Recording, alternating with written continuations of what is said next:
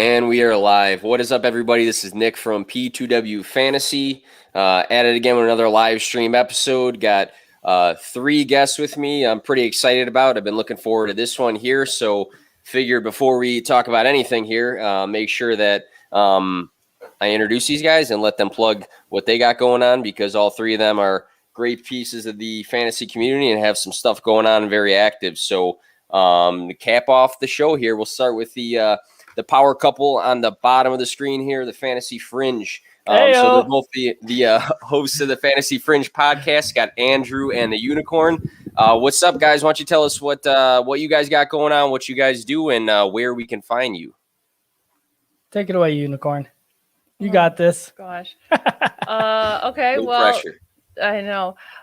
So yeah, definitely. Well, first, thanks for having us, Nick. This is super awesome. We've been looking forward to it. And so, yeah, you can find me on Twitter at unicorn_fringe. You can find Andrew at Andrew_fringe. And our podcasts and YouTubes are up pretty much anywhere that you can stream podcasts. And like I said, we're on YouTube as well. So definitely check us out there. All right. And I did catch not the entirety of the episode, but I did catch a good portion of the one you guys just did with Herms. And I see you guys on Twitter all the time, so I figured, hey, we've got to get you guys on the P2W podcast. Face to face is always a good way to link up with some people, so I do appreciate both you guys taking the time to come out. Also with us today, we got Eric Mendy from Triple Play Fantasy. Triple Play talks football, baseball, basketball. They interview ex-pros. They probably will interview some other big names. They just had Matthew Berry on not too long ago, affiliated with Fantrax. You guys are a page and a brand that I interact with a lot. We share each other's content, so we got that mutual respect from that. So, Eric, I'm glad to have you on the show. I was on your basketball pod and also your football pod, so nice to have you on. Why don't you tell us a little bit about Triple Play Fantasy, what you guys got going on, and where we can find you? Yeah, certainly. It's a pleasure being on here. We got to get you on our baseball one to complete the trifecta. We haven't had anyone do that yet. I run the social media. There's about 6 or 7 of us at Triple Play Fantasy. Really just trying to provide fantasy analysis all year. It's a year-round sport. It doesn't stop regardless of what you follow. Had some great interviews recently with Danny Woodhead. If you want to listen to how he ruined fantasy for me for about 5 years, that's a great story on there. Had J.R. Giddens, as he mentioned, Matthew Berry. You can find us at Triple Play Fantasy on any social media, Facebook, Instagram, Twitter. We're on YouTube as well. And we're always looking for feedback. So if you like something good or if you think there's something we can improve on, please just reach out and let us know. All right, we got our first comment before we get the intro video. The Hat is Fire. Great group right here, plus Eric from our guy Kevin right there. All right, so we've got some good things to talk about tonight, so let's get into the show. And shout out to Tommy Moe from the Undroppables who made that intro for us here. Yuck tuned in right when Eric was talking, says his brother. All right. Gosh, so we got some good comments right away. He's just getting all the heat tonight. I know, man. Everybody's coming for Eric tonight. That's fine. As long as it's not me, I guess. That's a good thing. All right. So the bulk of what we'll be doing tonight is revolved around startups. You know, there's a lot of people jumping into them now.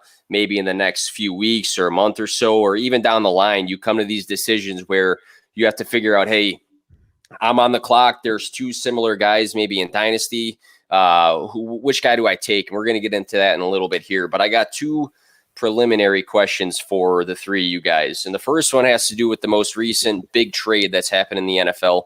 And that's the Matthew Stafford and Jared Goff trade. So Matthew Stafford traded from the Lions to the Rams for Jared Goff in 27 different picks. Now, it was the 2022 first-round pick, 2023 first-round pick, and the 2021 third-round pick. So it looks like a win-now sort of move here for the Rams. Lions get some future picks in this one with Jared Goff. So my first question here of the night for you guys is, from a fantasy standpoint, who takes the biggest bump in fantasy from this trade? And we'll start with Eric on this one. So either team, who takes the biggest bump in their fantasy value here? So I think the obvious answer is Matthew Stafford, but I think it's TJ Hawkinson because it's not a guarantee that Kenny Golladay or Marvin Jones both return. They're free agents. And Goff has chemistry with his tight ends. You look last year, he threw to Gerald Everett 62 times and Tyler Higbee 60. And TJ Hawkinson is really the only tight end that's fantasy relevant in Detroit. So I think for them having the entire offseason together, I think they're going to be able to build some good chemistry. All right. I like that there. I definitely like that. What about Andrew and Unicorn? What are your guys' takes on this? You want to go first? Sure. I mean, I feel like I agree with what you said, Eric, but I also think maybe DeAndre Swift could benefit. Yeah, so I don't know about benefit because Matthew Stafford is known to throw to the running back also, but Jared Goff does have, that in his repertoire also. We can look back to when Todd Gurley was a monster in fantasy not too long ago. So Goff has that same skill set. It's just completely different. But Matthew Stafford and Jared Goff, this trade was wild, and I don't know if there's a clear winner quite yet. I feel like the Los Angeles Rams honestly have to win a Super Bowl to win this trade. Yes. Yeah. If they don't win the Super Bowl, or at least make it to another Super Bowl, then it's a loss for them. They've given up first-round picks for the last 5-6 years, and they're getting to a boiling point where I'm sure they're not going to be able to pay everyone long-term after a couple of years. They have a bunch of stars. They've been trying to buy a Super Bowl. That's why they brought Jalen Ramsey in, and they paid Aaron Donald astronomical amounts of money, which he deserved the money. Not saying he doesn't, but they have so many big contracts. Matthew Stafford is not a huge contract, so that's, compared to other quarterbacks, so that's a good situation for them. And they had to get up underneath the Jared Goff contract. They were done with him. I'm not a Jared Goff fan. I don't think he's the worst in the league, but I wouldn't want him on my team. So I feel like he is going to get a shot in Detroit, though, when I think about it, because of the contract that they took on. He's almost guaranteed a 2-year start. Yeah, absolutely. Everybody making great points here. I do just want to note we got a lot of good people coming into the chat here, so appreciate everybody watching. But yeah, it's an interesting one because as soon as it happens, a lot of people just came out and said, "Oh, this team won, and this team won, and this player is going to take the massive bump." But I think there's a lot of domino pieces to this. I think you can relate this to a contender in a dynasty league, right? For fantasy, because we relate everything to fantasy, saying, "Hey, we're in win now mode. I'm a contender." In the Rams, they just went to the Super Bowl very recently. They said, "Hey, we're going to grab a quarterback that we think can not only manage," because I think Jared Goff could manage games, but yes, I think now they're adding a guy that can do that, plus pull the game out from maybe a deficit in the game, right? You're going to have a guy who might be able to actually take over and win the game. So in that aspect, I can see things. I was a little bit higher on Goff than other people. I didn't say he was a top 10 guy, but I don't think he's as bad as his portrayal is at times. But it's interesting. I don't know what this means for, Robert Woods and Cooper Kupp. Sometimes quarterbacks come into different systems. Look at Teddy Bridgewater this year coming into Carolina, which we might go into later in this episode. But and look where the targets kind of went at first, but then shifted elsewhere. It'll be interesting to see. But I think both sides can take away enough from this trade for it not to be so heavy, sided on one way or the other. Yeah, and I know this is a different sport, but if you think about it, it's kind of similar to the Kawhi Leonard trade in the NBA, because the Raptors essentially gave up their best player in franchise history for 1 year of Kawhi with no guarantee that he was going to stay. It paid off because they won the championship. Kawhi left. So if the Rams end up winning a Super Bowl, it's worth the gamble. Absolutely. But, that's why I think it's too early to say who's a winner or loser. Right. And just to back off you, Nick, I think that is the biggest difference is Jared Goff is a great game manager. And everything's going well. He can make all the throws. He can do it. The biggest thing that Matthew Stafford can do that Jared Goff can't is improvise.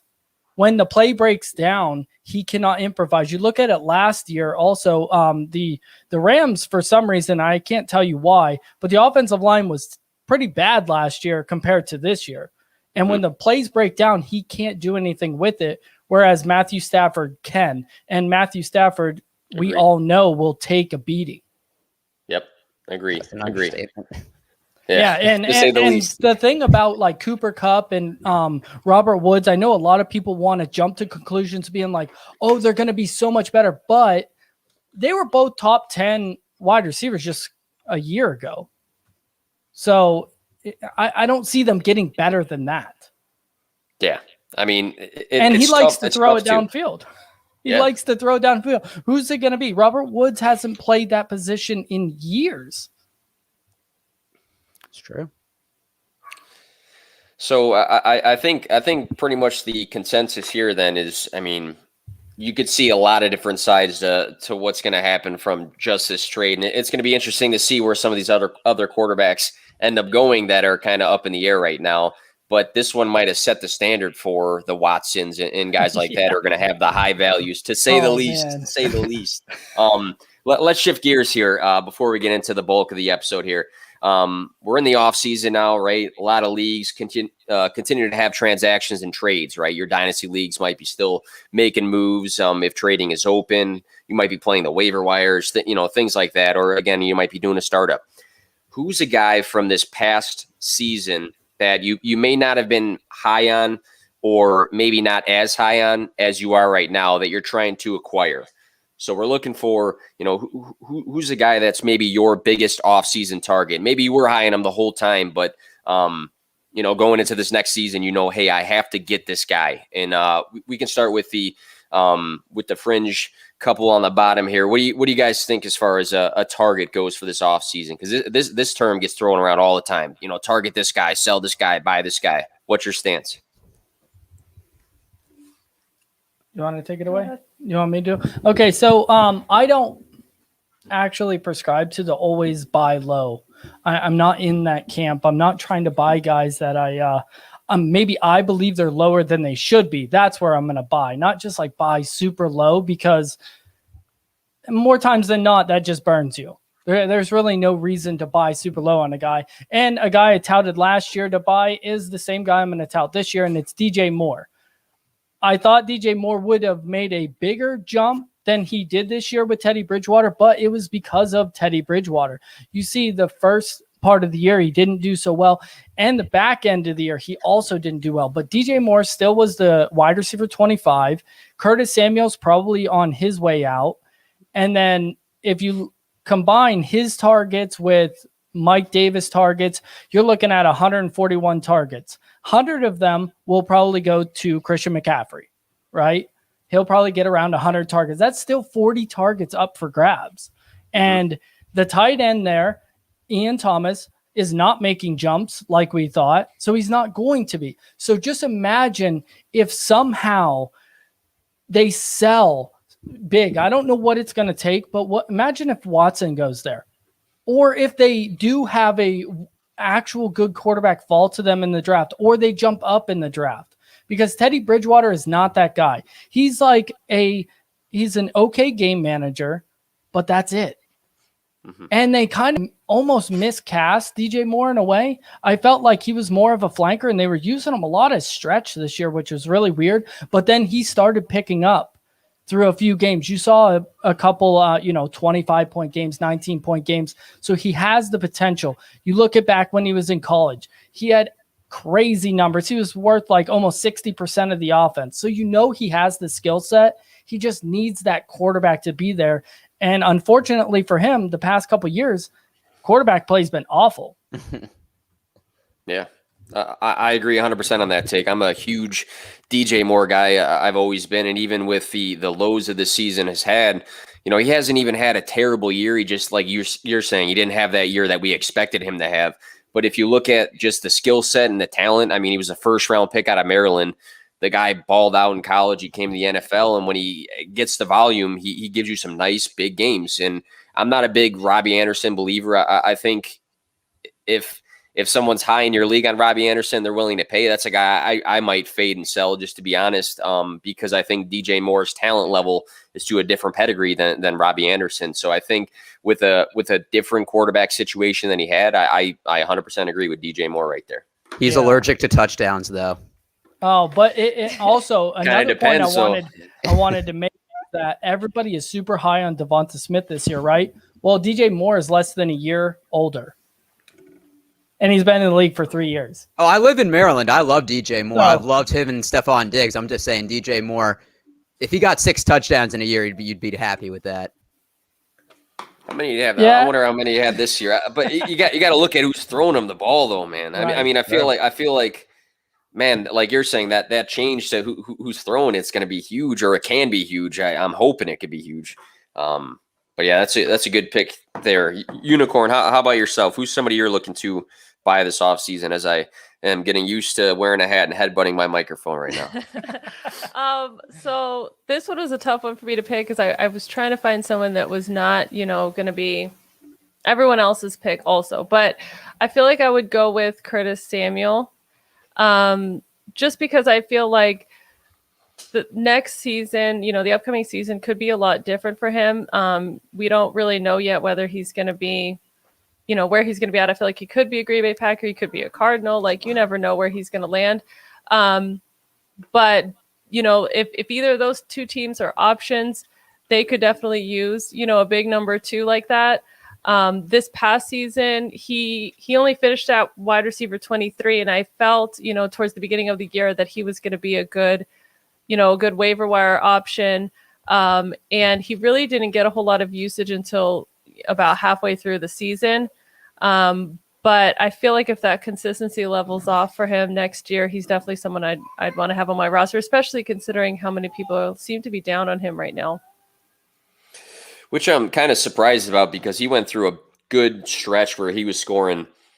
I mean, he had a decent amount of 20-plus point games, and he's used as such a gadget guy. I mean, he's rushing the ball. He's lining up on different areas of the field. And there's definitely a lot of teams that add Curtis Samuel, and his value is going to go up. I mean, I'm a Chicago Bears fan, so I don't like talking about the Packers too much, but hypothetically, Curtis Samuel lands on the Green Bay Packers and Rodgers is still there next season. Look at the value change for Curtis Samuel, especially in dynasties. So, there was a bad taste in my mouth talking about that. Can I ask you, as a Bears fan, do you draft Packers? No, I you know what? I had Tunyon. I had Tunyon in some leagues, and I had like one share of Alan Lazard that I was like excited about for it to not really do much, but I don't know. I don't want Rodgers. I'd love Devonta Adams, but I don't want to pay the premium for it. So it is what it is, I guess. We have a friend in our home league. He's a Broncos fan, hates the Chargers, hated them for years. You could have Justin Herbert fall to like the 15th round and he won't take him. So just wondering if your fandom was that hard. Oh, then I got in the avatar here, Bears, boo this man. He's got the Packers jersey on right here. But my guy Gemmo is coming in. Go Bears. Eric, who's your guy? So for me, it's Clyde Edwards-Helaire. And before the bye this year, he had double-digit fantasy points in 8 out of 9 weeks using PPR scoring, which is what I assume most of us play. He had 1,100 total yards in 13 games, missed 3 with a high ankle sprain. And he only had 5 touchdowns this year. I know that he had a lot of goal line work and didn't make the most of it, but you figure that over the course of the next couple of years that the Chiefs are going to continue feeding him the ball. They did use a first-round pick on him. He was the first running back taken. It was the guy that Mahomes wanted. And I think what happens is we compare him and Jonathan Taylor. I've seen it all throughout Twitter this year where, Jonathan Taylor has one really good week and then he's better than CEH. And I think that's partially how we judge their value is based on how the other is doing. So Jonathan Taylor ended the year really well, which I think drove CEH's value down, but he's going to play on a higher scoring offense, which means more scoring opportunities, which is something that I look for. So he's been in the league 1 year. He's a young guy. He looked good in spurts. So he's somebody that I would try to target. And I actually talked about him recently because I feel like the valuation of him is very different across leagues. I'm in a couple dynasty leagues, and some leagues they still they say, hey, we took him at the 101. I'm going to hold him to that until he really falls off. And then you got guys that are just frustrated. But I had some notes from a different podcast, but he missed weeks 13, 16, and 17, and then the beginning of the playoffs. So I think the mentality for some people is like, what have you done for me lately? And it hasn't been that great. But if you look at weeks 1 through 11, he was the RB10. He's on the best offense. So I'm not gonna get into like, Clyde Edwards-Helaire, DeAndre Swift, or CEH or Jonathan Taylor. But if people, have that mentality like, hey, what's this guy done lately? And you can buy him at a price that is lower than it was at the beginning of the year, then that might be something that works out. And it sounded like, Andrew, I cut you off for a second. Oh, no, you're good. I'm not the CEH guy. Known probably for that. I'm like the equalizer because I feel like the pendulum swings one way or the other, where he was the 101 last year. And I thought that was crazy. I know he went to the Chiefs, but I looked at his profile and I was not very impressed. Everyone talks about how many targets he got in college, but then they don't talk about how many times they threw the ball at LSU that year. Look at the percentage of the targets, not just the targets as a whole. 50 receptions, yeah, that's big, but not when they're throwing it almost 700 times. Mm-hmm. So I was not a huge CEH fan going into the season, and even after the NFL draft, I still had him as my RB5 coming out. I just don't like the smaller running backs that are slow. I'm not into that. And it's hard for me to know what better situation could he be in than what he was this year. It's very difficult for me to understand that. And I feel like Williams is coming back next year, and they tried to replace him by getting Le'Veon Bell. They tried to give competition, at least not completely replace him, because he has a role on the team, and he's going to be probably right around that RB, 13 to 16 range. That's where he's going to be. I think year in, year out, that's where he is. He's not the top 5 guy that everyone thinks he is before the season, but he's also not the, 24 guy. He's right there in the middle. I wish I was in a dynasty league with you. I would steal CEH from you for so low. It'd be robbery. Yeah, hey, I wouldn't have like that drafted mentality. him, so hey, I like this mentality because the difference in how you guys are viewing this guy, I hope comes out in the rest of the podcast here, because what we're going to get into is picture yourself in a startup league. All right. Dynasty league, right? I'm going to have player A versus player B. That's going to be the title of this podcast, player A versus player B. So I'm going to give you guys 2 players at a time, and you guys tell me who you would rather have in a startup. You are on the clock. Your pick. You got to pick one of these 2 guys. And you can't say neither, or you can't say both. You got to pick somebody. All right. So the first one we got on the list here, very, very close. So I got Davante Adams, who finished wide receiver 1 this year. He is the current off of Fantasy Pros. So all the dynasty rankings I'll tell you about is off of Fantasy Pros. They update it very often. If you agree with them, disagree with them, I'm just using them as an example. But Dynasty wide receiver number 1 in Fantasy Pros. So in 1. Or Tyreek Hill, who is the wide receiver 2 this year, and also the wide receiver 2 in the Fantasy Pros Dynasty rankings. So, Eric, you're on the clock. Are you taking Davante Adams or Tyreek Hill? Tyreek Hill, and I think he could be the 1.01 of redraft leagues. Oh, wow. That's bold. Okay. That's bold. That is bold. I'm all for That's spicy. And I will agree with you. I think Tyreek Hill is the pick here, just because when you look at it in a dynasty aspect, we don't know how long Aaron Rodgers has bet on Green Bay. This is also the last year of the contract for Davante Adams, so we don't know if he'll be in Green Bay after this year. He could be the better wide receiver next season, but if you look at it 3 years out, we really don't know where he's going to be. So Tyreek Hill, he's tied to Patrick Mahomes, and it's for the foreseeable future. I don't see anything changing in years. So I would go Tyreek Hill there. So here's my Tyreek Hill stat. Week 14, he had 4 touches and 26.1 fantasy points. He can literally score you a 90-yard touchdown anytime he touches the ball. There's probably like 3 players in the NFL that can do that. Yeah, and on top of that, like if you look at Tyreek Hill's progression through his, years in the NFL, he came in more as like a kick returner and everything, and then he was just a stretch guy. And then this year, they've been using him out of everywhere. He's taken dump offs and everything else. So he just progresses every single year. It seems like he's just getting better and better. And then his red zone, targets from last year to this year. I can't think of it off the top of my head, but I think it was like 5 last year to like 18 this year. It was an insane jump. Yeah, I actually have those in front of me. I threw that out there today. So Tyreek Hill, 17 targets in the red zone total, and he had 6 touchdowns with that. But that's a ton of looks from arguably the best quarterback in the league. So I get what you guys are saying with the tie to Mahomes. Obviously, uncertainties for Packers long term. The interesting stat for Devonta Adams for red zone targets this year, he had 28 red zone targets. He's Guess how many he scored on? Double digit, right? Guess how many he scored on? 28 targets. How many touchdowns?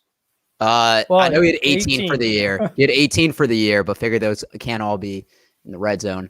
I'm going to go 12. 15. Unicorn, what you got? I'm going to go with 12 too. All right, the answer was 14. So 50% of the times he was targeted in the red zone, he scored a touchdown. That's crazy. That's insane. It's insane. That is insane. Wow. Imagine if he stayed healthy a full year. I know, it's wild. Oh, we had a correct answer in the chat too. Unicorn, are you going Tyreek Hill or Devonta Adams?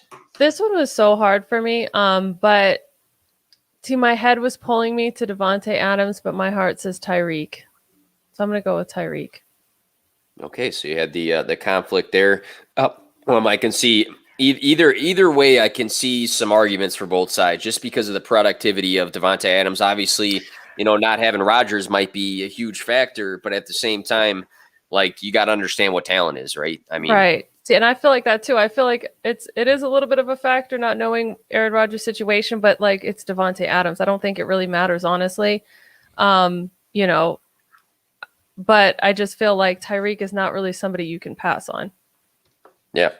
Because I think, again, like we've all said, you have that certainty of Patrick Mahomes. In the interesting part of this conversation, and then we'll move on, unless anybody else has some quick thoughts, is like a year ago, we said it's Michael Thomas. It's Michael Thomas. And now it's one of these two guys. So I'm wondering, will a lot change in the year after this where we're like, no, it's one of these other two guys. But the one thing that won't change is Tyreek Hill with Patrick Mahomes. So. Do you think that Michael Thomas actually lost a step, or do you think it was Drew Brees regressing and also all of his injuries he was dealing with? I think, and I'll let Eric and you guys chime in. I personally think it was a combination of a lot of things. I think, obviously, like you just said, the injuries, you had Drew Brees. I think it also was a combination of some other guys just stepping their games up too. You look at what Devonta Adams did this year. You look at what Tyreek Hill did this year. Obviously, Michael Thomas last year did phenomenal things for football and fantasy. But I think like other guys are doing more. So it's like guys are catching up. I don't know. What are your guys' thoughts? Yeah, I think Michael Thomas had that high ankle sprain in week 1, and it looked bad. And Michael Thomas is somebody that's never missed a game before. So I figure that, that factors into it. Taysom Hill played a couple games, so they had a lot of rotating parts in. I think Emmanuel Sanders was probably the best 2 they've had in the last couple of years. I think people also kind of caught on that he's a slant boy. I don't think, that's the only thing that he can do, but I don't think call him that. Yeah, I don't think New Orleans just really had that continuity this year. It seemed like they never had everybody fully healthy throughout the year, but I think Sean Payton is such a good coach, and that defense is underrated. That's why they had the number 1 seed or the number 2 seed, and were able to, pull things along like they did. Yeah, I honestly think it was everything. I think it all, and just to add to it, was the frustration between the contract and everything that was going on in New Orleans with him. And then, getting in a fight during practice, all that stuff. It was just like boiling point type of thing for him this year. Whereas if everything's, mellow next year, I see him coming back into that top 5 discussion. It'll be interesting to see, obviously who's going to throw the ball, but I mean, we can say that all we want, but at the same time, when we see the elite level that these guys have, unless it's like a complete dud throwing the ball, you got to expect that they're going to be to that eliteness in football. We got some younger guys next year. Tyreek Hill's pretty young, but DK Metcalf and teammate AJ Brown. So DK Metcalf teammate in college. I got to clarify that. DK Metcalf, dynasty ranked number 3 overall for the position. Wide receiver 6 in 2020. AJ Brown, the dynasty wide receiver 5 off of Fantasy Pros, and wide receiver 16 in 2020. I've seen a lot of different takes on both of these guys, and it's interesting to see that they both obviously came from the same college. But you're on the clock. Is it DK Metcalf or is it AJ Brown? We'll start with Eric on this one. So they're both guys that I wouldn't want to mess with if you've seen that shirtless picture.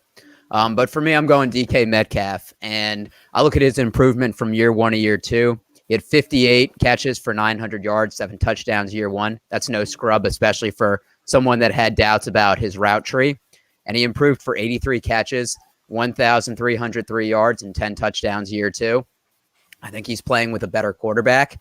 With Tennessee, they're very run heavy. They probably will be the next couple of years while Derrick Henry still is in his prime. And I think that opens up the play action. If Derrick Henry isn't as effective, I think then they're probably going to stack less people in the box, and A.J. Brown probably won't have as much single coverage as he has now.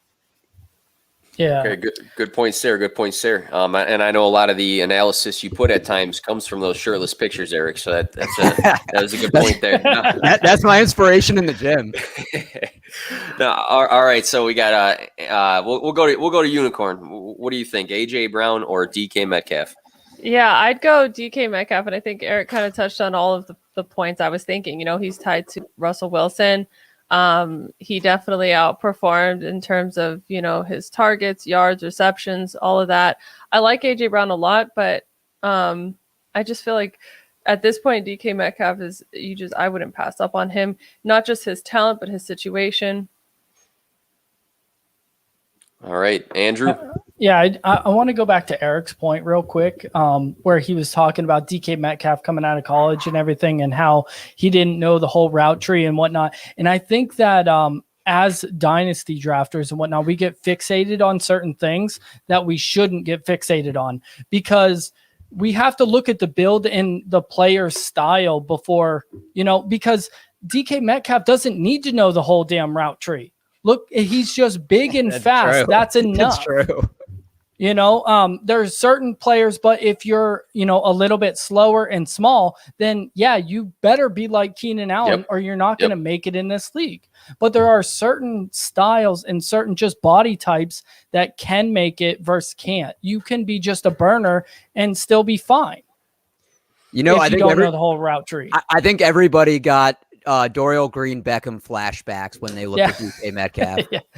Right. That's, you get burnt once and nobody wants to be burned again, and they don't ever want to be wrong. So they go with that safe option. But I understand it. He had multiple injuries in college, and one I think was a neck. So I get it. I do. But coming back to this, DK Metcalf, AJ Brown, I actually have AJ Brown right now as my number 1 dynasty wide receiver. And it's just because of his skill set is so amazing. Like, I love yak guys, and he's, one of the best at it.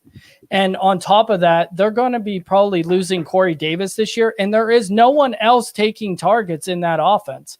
And like you talked about, Eric, that play action with Derrick Henry. Derrick Henry has a couple years left, so that offense is still going to rumble. You look at Tannehill. Tannehill is top 10 quarterback now, playing lights out. Having AJ Brown out there, I just like that better. I feel like he's going to be a more consistent player than DK Metcalf will, because when I think of the Seattle Seahawks, DK Metcalf can be so much better than what he is, and same with Russell Wilson, but they're very similar to the Cardinals in the organization way, where they think that because they have a mobile or running quarterback, they can say, screw the line. Who gives a shit? They'll figure it out. Well, we can find out if you look at how each of those teams play against the Rams. They get dominated every damn year. I love it. They just don't. So I like DK Metcalf and I like AJ Brown. I think it's a top choice. I really do. I think they're 1 and 2, but I would rather go AJ Brown just because of the yak ability.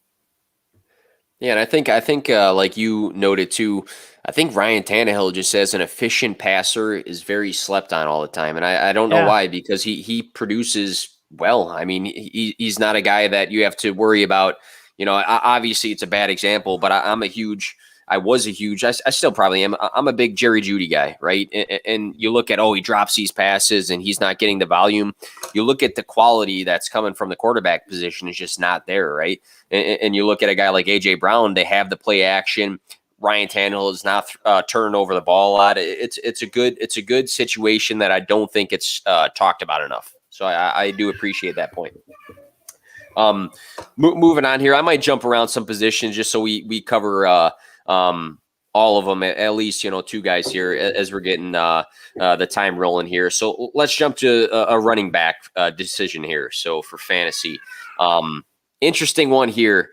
I got Austin Eckler, the RB 28 in 2020. He only played 9 games though. Dynasty running back 14, Fantasy Pros. Or Miles Sanders, running back 22 in 2020. He played in 12 games. Dynasty running back 11. So I got Austin Eckler or Miles Sanders. You're on the clock. We'll start with you, Andrew. Yeah, so both of these players are like efficiency backs, right? You look at their efficiency measures and they're awesome, but neither of them really get the volume that you want all the time. So I feel like this is one of the harder ones on the sheet because I was a huge Miles Sanders guy coming out of Penn State. And then also after last year, I thought he was going to make that big jump, but the team just didn't buy in enough. They did run the ball quite a bit with him and he was on the field quite a bit. And I feel like, oh my gosh, Philadelphia is kind of a dumpster fire right now. Nick Sirianni coming over there and he's never been any type of, play caller. So I don't like that. They have a quarterback room mess. I don't know if it's going to be Jalen Hurts or Carson Wentz.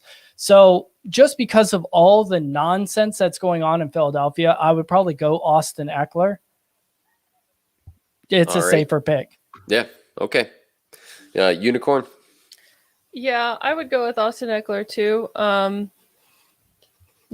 feel like we didn't really get to see the best out of him this season just because of, a lot of the issues that were going on with his injury and whatnot. But I think next year is going to be a lot different.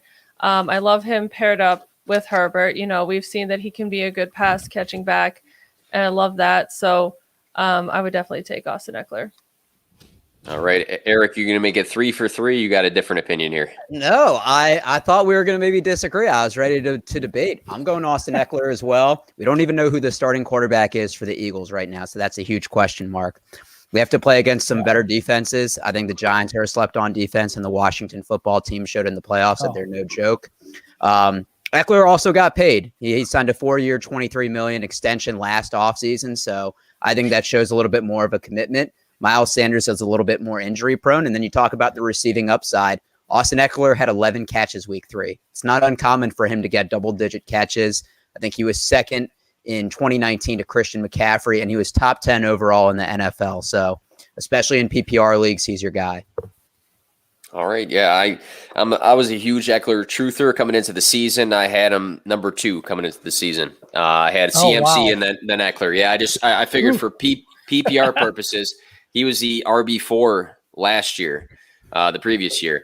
And I thought, hey, Melvin Gordon's gone. I don't foresee the pass catching changing too much. And I think he's going to get a bump in rushing. So I thought, hey, this guy could have a huge year. So that was my hot take that, I got burned on because he was hurt. Yeah. But at the same time, when he was healthy, he wasn't putting up those, number 2 overall sort of numbers. But I respect that. I respect that bold take. Brad on our podcast said the same thing, Eckler at 2, so I guess it's not even that bold if multiple people have it. And I like Brad. He's a good guy, so it only makes sense. I do want to ask, though, were you taking into account the difference in quarterback play, even if it was Tyrod Taylor or Justin Herbert being there? Just because if you look at Phillip Rivers and Drew Brees, they're like the best check down quarterbacks ever. Yeah. So that's what made me move Eckler a little bit back last year, is because they have been doing it for years and years and years and years. So I didn't believe anyone else could pass it to the running back quite like they could. I thought personally, I actually thought Tyrod was going to play a little bit more into the season. I like Justin Herbert. I didn't think he was going to be as great as he was this year, no. but I thought Tyrod Taylor was going to be a guy that was not going to be a super efficient downfield passer. So I thought when the play broke down, Eckler might have been the safety route. A lot of people say, hey, you know, when a quarterback struggles, it's usually the tight end, which I like Hunter Henry too. But I thought Eckler would be a good, hey, I'm not going to throw the ball 60, 50, 40 yards, you know, from Tyrod Taylor. And I thought the system was going to be more built around maybe a dump and pass sort of thing. Yeah, it was just our differences in what we were thinking. I can understand Tyrod. that though, and that's I mean, that's kind of the same reasoning why I had for, you know, saying that I think it was going to be good for DeAndre Swift having Goff over there, because I feel like that same kind of situation could kind of come up where, you know, I mean, maybe it's just because I really don't like Goff, but I feel like he's going to be really shitty over there. So I feel like their run game is going to get a bump. But yeah, I get what you're saying about Austin Eckler. I don't think I would have had him that high, but it definitely makes sense. And obviously you couldn't have foreseen them trying to take out Tyrod. So What are you talking about? It was preseason rumors are trying to puncture his lung. it was an assassination. In the rumors. It was interesting though with the quality of a downfield passer. Herbert could be at times that even he was given Eckler like 11 targets in one of those games and then like 7 in another one. So I like it. I like that combination. I was kind of sketchy on that, but yeah. Let's go into our next one here. We got two rookies from this previous year. Cam Akers. He only played in 11 games, so he was the RB 50. Dynasty-wise, he's the RB 15 right now from Fantasy Pros. Or Antonio Gibson, RB 12 in 2020. And when I list off the RB, I do weeks 1 through 16. I didn't count week 17. Dynasty RB 17. So Akers, Dynasty-wise, from Fantasy Pros, RB 15. Antonio Gibson, RB 17. Eric, you're on the clock, and these two are available, and you have to take one. Who's it going to be? All right, well, as someone that lives in the Maryland area, I love Antonio Gibson. I watch him play every Sunday, but it's Cam Akers, and it's not even close. He's on a better team, and I'm going to go, this is the volume he had from week 13 on in terms of touches. 22, 31, 16 when he had the high ankle sprain, 25, 30, and 19. That is insane volume. And that's really what you're asking for at the running back position. Malcolm Brown has been on the team a couple years ago. I don't think he'll ever be a thing. I think Darrell Henderson could be a change of pace back, maybe somebody that will step in and provide some RB2 weeks if he gets hurt. But I think the Rams offense looked better when they had Cam Akers. And that's part of the reason why I think they made the Stafford trade, is because they realize how special that offense can be, and maybe they're a quarterback away. Yeah, I have to agree with you. And the only thing that I would add is that remember how often Alex Smith checked down to the running back. So don't look at those numbers and think that, okay, J.D. McKissick is going to get less, so it's going to go to Antonio Gibson, because Alex Smith probably won't be the quarterback there next season, so they're not going to check it down as much. That's right. Antonio Gibson is a great talent. Like, he really is. Especially having to almost learn the position, you know, being a wide receiver in college and everything. And so I'm high on Antonio Gibson, but Cam Akers, I mean, you can't pass up on the potential of what could actually happen. I feel like he has the potential of being in that RB 1 through 3 category next season. I mean, if you look at Todd Gurley too, like, a Rams running back has been RB1 before. Sean McVay is creative with his scheme. It's not unheard of that a Rams running back can be the number 1 in fantasy. Yeah. I can't remember the last time a Washington football team, maybe Alfred Morris in 2012, was a top 5 running back. So you kind of think about the scheme as well and the history. Yeah, and before we go to Unicorn, I posed this question because I've seen a lot of guys very high on one or the other. I haven't seen a ton of people like super high on both of these guys. And I was on a podcast with the Dynasty Dorks last week. Not very nice of you. No, that's his name, man. I know. He's legit. No, but there was a guy on there who said Antonio Gibson next year will be the best of these rookie running backs. And I was a guy on there disagreeing with him like to a T. But a lot of people are very high on him. A lot of people are seeing, you know, Akers potentially having that Todd Gurley role from the past. So I think it's a good juggle sort of a debate because I don't see a lot of people saying, hey, Cam Akers and Antonio Gibson are both right up there with each other. So yeah, interesting debate there. Unicorn, what's your thoughts there? So I did not realize I was going to be in the minority here, but I actually might take Antonio Gibson. Doesn't over sound Cam convincing. Akers. You said might. Listen, I said I doesn't sound maybe might. convincing. I maybe might, and the reason I say maybe is because I feel like it would kind of depend on what strategy I'm going into it with in terms of a dynasty startup, right? Because I'm not super sold on Cam Akers being what did you say, like RB2 next year. I just don't see that happening. So I feel like it depends on whether you're trying to win within the next year or two, or whether you're willing to wait a couple years for that to happen. So if you're thinking in a shorter term, I'd take Gibson, to be honest. If you're willing to wait it out, I'd go with Cam Akers. Okay. All right. Well, I want to get into one quarterback, one tight end. So I'm going to go right into the quarterback here. I thought this one was kind of interesting. So I gave you guys in advance like 100 different matchups, but obviously due to time, we gotta cut that down a little bit. But this one was interesting to me because I don't know. I was super high on one of these guys before. Didn't have the greatest year, but I still think he's good. And then the other guy, we don't know a lot that's going to be going on next season with him. But it's Deshaun Watson. So the 2020 QB6.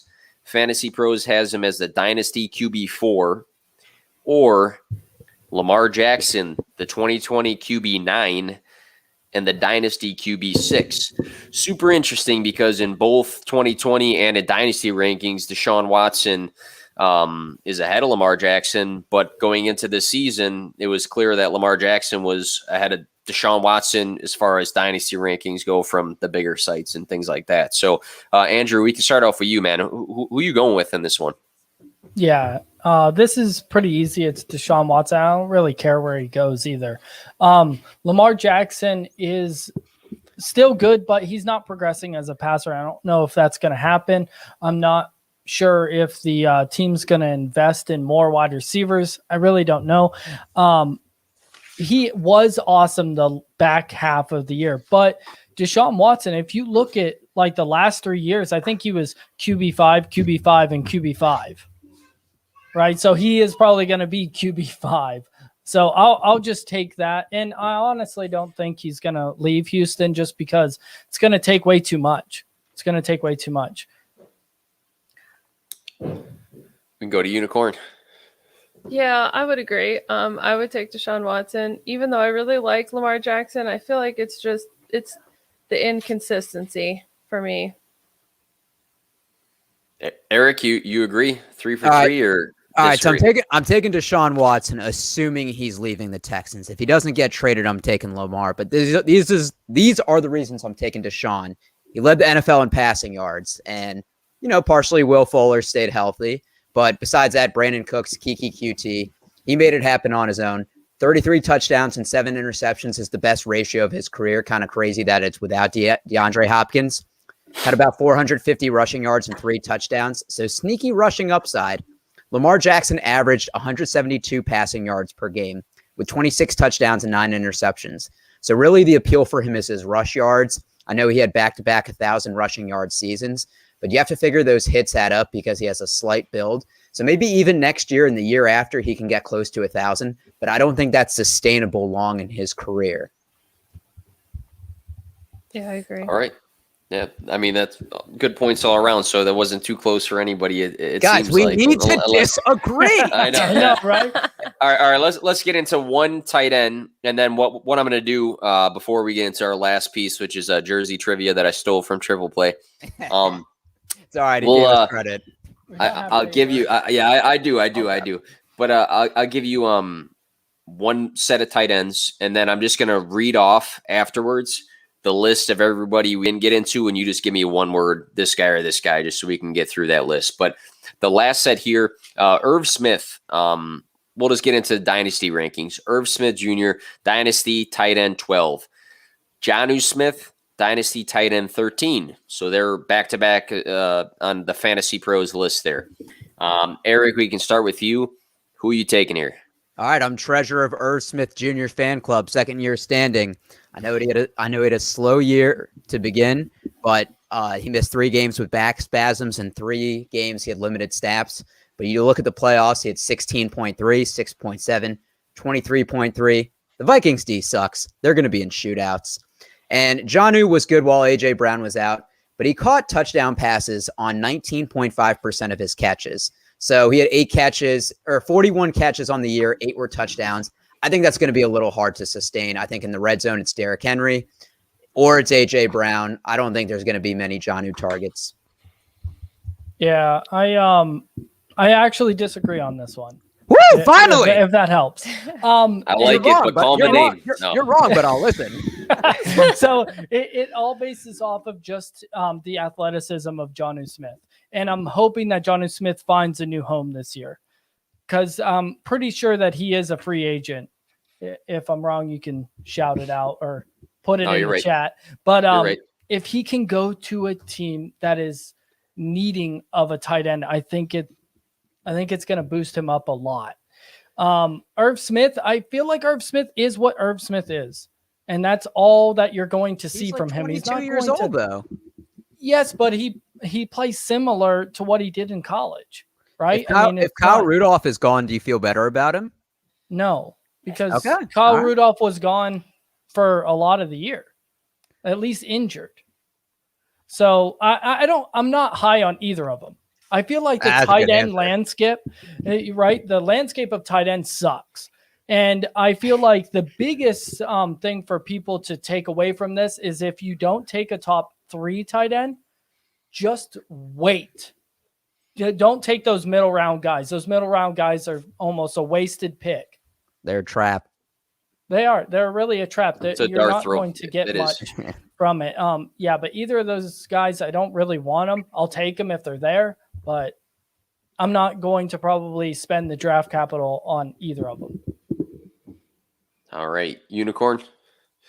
Yeah. I guess honestly, I would probably have to go with Jonnu, just based on like Andrew kind of already touched on the athleticism, but also just I get what you're saying, Eric, about Irv Smith still having, a lot of potential to come out of him, but I would probably take my shot on Jonnu Smith just based on what we've seen of his production and the opportunities he gets. And you look at who Irv Smith has to compete with: Justin Jefferson, Adam Thielen, Dalvin Cook. If Jonnu can go to a place that doesn't have a pass catching running back, that could be huge.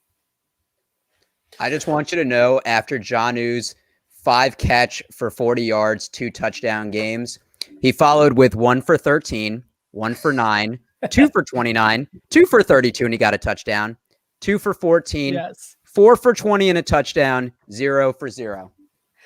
Yeah, and just to play devil's advocate on this whole thing, this whole thing, I like the talent just because, like, Irv Smith in college, you look at a guy like Henry Ruggs, same system in college. Irv Smith caught a lot of passes, more passes than Ruggs did in his tenure. Not to compare Ruggs to Irv Smith, but he's a good pass catcher. He's very talented. He's young. On the flip side, though, if Jonnu ends up going to like Jacksonville, let's say with Lawrence, or he goes to the Cardinals, or he goes to the Bengals, teams that are going to have to throw, then it's like a push pull for talent maybe over situation. I don't know. So I thought it was a decent comparison just because Fantasy Pros got these guys back to back. But good points by you guys. What I want to do real quick, we'll just go in a straight row, just a snake row here. It'll go Eric, Andrew, Unicorn. The matchups we did not get to, I'm going to read you them.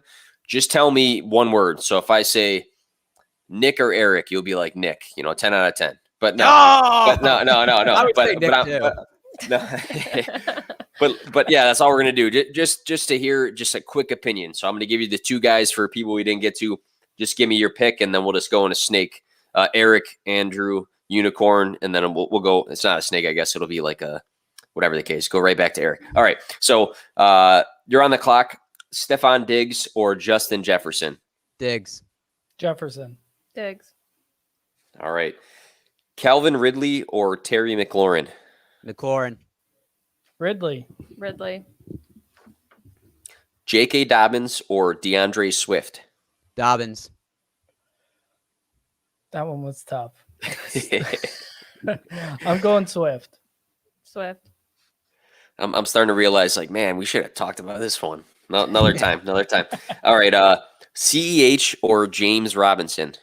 My dynasty low by CEH. Yeah, CEH. James Robinson. Kyler Murray or Josh Allen? Josh Allen. Kyler. Kyler. Duh. I mean, you guys, if you didn't pick that, Right. all right. Jared Goff or Daniel Jones? Daniel Jones. Goff. Goff. And the last one on the list here, TJ Hawkinson or Noah Fant? Hawkinson. Hawkinson. Hawkinson. All right. Very good. So I'll say it again. I stole this from Triple Play Fantasy. I was on their basketball podcast, and they did a jersey trivia. Nick, I'm gonna go grab something real quick, okay? Yeah. Go ahead. Yeah, go ahead. Take your time. But what we did was jersey trivia, and I've been doing it the last like 3 or 4 podcasts now. Because I have a terrible habit. An addiction to buying these cheap jerseys from China off of DHgate. So he's their number one customer. I'm losing track. I got like soccer, basketball, football, baseball. I'll probably get a hockey one because I'm doing a hockey league this year. So it's a terrible addiction. So I got to do jersey trivia. It only makes sense. So what we're gonna do is I have 1, 2, 3, 4, 5 guys. I'm going to give everybody 5 seconds after I read the name. You will write down your number, and you'll just show it to the screen. Whoop. And we'll do a tally here of who gets what right, and we'll get a winner at the end of this podcast. Is this the number of the player? Yeah, so if I say, for instance, if I say Jonathan Taylor, you guys would write down, and it'd be 28. Right. I think. Yeah. So their actual jersey number and the addition we're doing. I'll actually wait. I'll wait for Unicorn to come back just so we don't. So we're all fair here. But that's what we got going on there. All right. Disclaimer: I am wearing a Jacoby Ford jersey. Shout out, friend of the pod. So hope he wasn't a question on there. He probably isn't, but I just had to put out that disclaimer. He's actually a frequent listener of this podcast, so he actually might be in the live chat right now. I think we're down to 4, but he might be one of them. No, I'm kidding. But on a side note, before we actually get started here, I just want to point out that the studio, which is just a spare bedroom of this house, has some decorations in the back because I was on a podcast with Tommy Moe and Sam Holt and Mike Bauer, and they all had like crazy good backgrounds going on, and I just did not. So that's my decoration there. Taped up P2W signs. Gemmo, shout out to Gemmo popping in. I'm actually going to have him on the show tomorrow. All right. So Unicorn, like we said, like I said to these guys, I'm going to read you off a name. I'll give you a 5-second count. And then afterwards, you just hold up your answer to the screen and we'll get a score at the end. So the addition to this jersey trivia is rookie wide receivers. Wide receivers. Oh. So I got Eric, Andrew, and Unicorn. All right. So we ready to go? Yeah, I think I'm gonna suck. Yeah, me too. No cheating. The prize money is kind of ass, so it's fine. All right. So first one on the list here, we got T. Higgins, and we'll go 5, 4, 3, 2. Wait, I'm confused. You just gotta write. Put it down, Eric. Put it down. You just gotta write down the number. Like their number? Yeah. Their jersey number. My bad. I'm sorry. No, you're all good.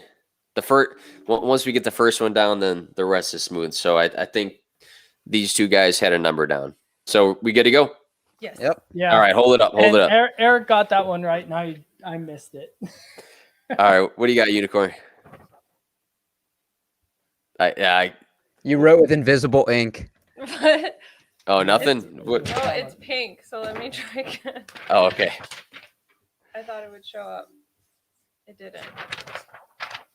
83. So the answer was 85. So I think And Eric the got the game! point. And the game! All right. All right. So the next one on the list here. I try to make this less obvious because I had guys coming on the podcast and they were like 4 for 4, 5 for 5. So I'm like, shit, I gotta mix this up a little bit. So yeah. So the next guy on the list is Denzel Mims. Denzel Mims. Give you a 5 count. 5, 4, 3, I'm gonna go with the same 2, numbers. 1. 8, 11, and 6. So we got Eric 2 for 2 on this one. It is number 11. Yeah, I'm doing pretty good. I actually like football numbers. I feel like I get, but I was on the Triple Play podcast doing the basketball, and man, I was like shooting blanks on that one. I feel like that was so much harder. But yeah, all right. So the next one, this one should be harder. I mean, I think all of these are kind of hard, so might just be a dart throw. So I got Brian Edwards, Raiders. Brian Edwards.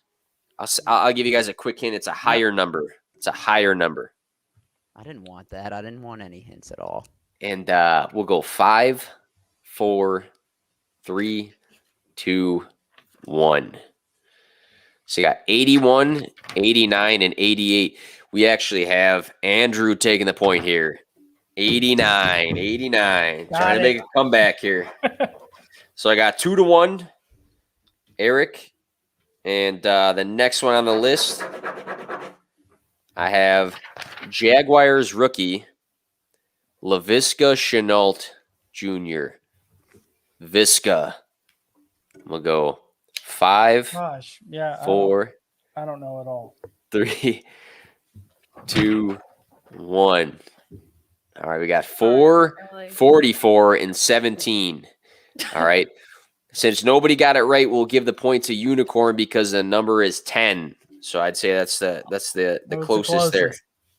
So we got I think it was 2 44. to 1, 2 to 1 to 1. So this actually could be, this can mean a tie, or Eric can take it all here with the last one here. This guy's going to play in the Super Bowl this weekend. I have Tyler Johnson from the Buccaneers. Tyler Johnson. And we will go 5, 4, 3, 2, 1. 18, Eric, 84, 21, and Eric takes it away with this 18. one because it is 18. 18 is the answer. Oh, Killed thank you it. for that pass interference call. That's how I knew it. Oh, yeah. I mean, whatever helps. All right. Awesome, guys. Again, appreciate it. To cap things off here, I want to make sure we go around the circle because that sums up the podcast here. We're just over the hour mark. Let us know where we can find you guys. We can start with Eric on this one, and then we'll go to you guys on the bottom of the screen here. So where can we find you? And what do you got going on? Yeah, you can find me. I run the fantasy account at Trip Play Fantasy. I tweet occasionally from my personal one. It's on the bio. I was trying to hide it from corporate America. We got a lot of projects going on. We got a couple interviews that we're excited to announce next week. And we're really just trying to help grow the brand. We're going to have a WordPress out there with some DFS articles, with some college prospects that Kevin Du Bois is going to help us out with. And we're really just excited to keep producing content, almost at the extent that Nick is. Don't boost me. No, I'm trying to keep up with you guys. I don't know how you do it, man. I'm 26 years old. I don't have any kids. I work from home, and yet you still grind more than me. No. And the thing is, I'm supposed to be doing like my actual work shit, and I'm not. So that's the difference. That's what's happening. Yeah, that's the real reasoning. All right. What about you guys here? Yeah. So actually, really quick, I want to plug something I forgot to mention earlier. Sure. That we are coming up to the end of our Fringe Dance Off contest that you actually submitted a super awesome video for, Nick. And so you guys, we just need you to give us a touchdown celebration and post it, tag us, let us know. You can DM me if you need more info about how to enter it, but we're going to be doing a drawing on Sunday for a signed DeAndre Swift jersey. And it's just going to be a random drawing of anybody that submits the videos. And we need a few more. So get those into us. Again, you can find me at unicorn_fringe, and he is Andrew_fringe. All right, so I have a question. Does it have to be age appropriate? Because I have a really good one, but it's rated R. Okay, absolutely. R-rated, R. X-rated, whatever you feel like. I'm trying to picture what you're doing that's rated R. Yeah, you'll see when I win this contest. Gonna be thinking of that all night. It doesn't even have to be like a whole dance. Like any type of end zone celebration, you want to copy something from a favorite player, anything you want to do, record it, post it, tag us, and we'll get you in the drawing. It's not going off of who has the coolest dance or anything like that. It's literally going to be a random drawing. So, yeah. We're going to go after Triple Play submits theirs from Eric. We're going to see like 2 days later, Triple Play has been suspended from Twitter for violating the policy. All right. Yeah.